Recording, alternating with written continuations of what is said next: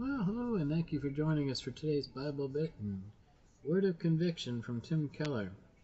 The question today is, are you living for God, or are you using God? In other words, why did you sign up to be a Christian? I'm going to let you listen to Tim Keller a bit and tell us what you think. I think he is very challenging. Here we go. Let's see if I can get it to... Oops. There we go. That's where I want it to be. Because I remember the very first time, many, many years ago, when I was a pretty new Christian, and things in my life weren't going very well, and I was having tremendous doubts about, Christianity, and I was having tremendous doubts about the life I was trying to live, and I was wondering what and I remember very much, I almost heard God say, I was praying, and I almost heard God say, by the way, I'm a Presbyterian, so I almost heard God say it. I did not hear God say it, no voice. But as I was praying and meditating, I almost heard God say, now we'll find out whether you got into the Christian faith to get me to serve you or for you to serve me.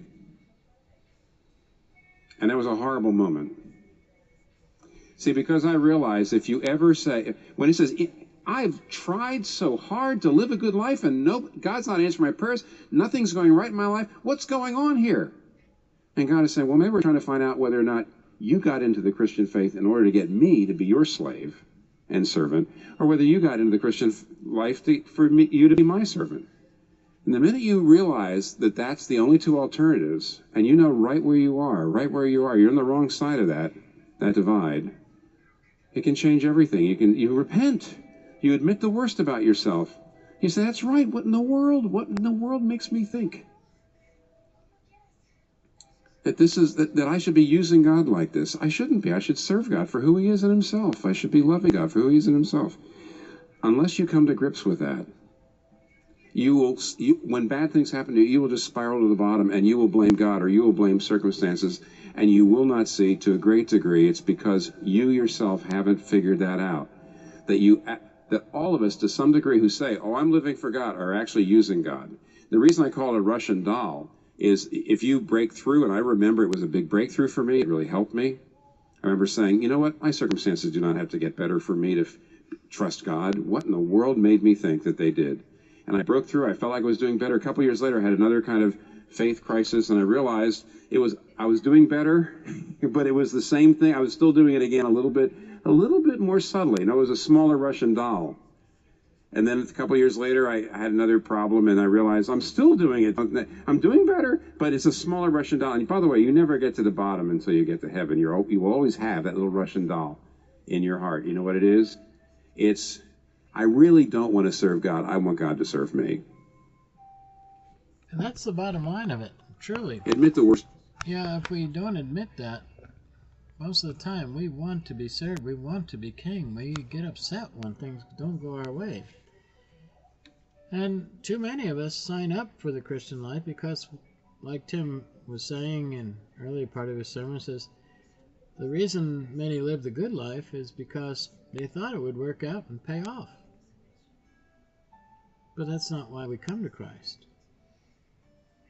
And about the Russian doll thing, you can open and open and open each sin, and you're going to find a deeper sin. And until we're taken home, we're not going to escape that, because the sin nature is in us. Now sure, God is in us too, and he's greater. But we must struggle, like Paul, fight the good fight of faith, and overcome that sin nature, overcome the flesh. And we're not going to do it in our own strength. Nobody ever lived perfectly up to the law except for Jesus. And so until he sanctifies us, and he continues to sanctify us, that should be the goal. And the thing is, it shouldn't be all about us. It should be, Lord, I'm here. What do you want me to do? Just like Paul said. Paul said when he got knocked off his horse, and he's a great religious man, by the way, up till then. Who are you, Lord? He didn't know the Lord. And what would you like me to do, Lord? Instantly he knew there was somebody a lot more powerful than him, and it was no longer about Paul. And it was no longer about the Jewish Pharisees. And it was no longer about looking good and receiving praise.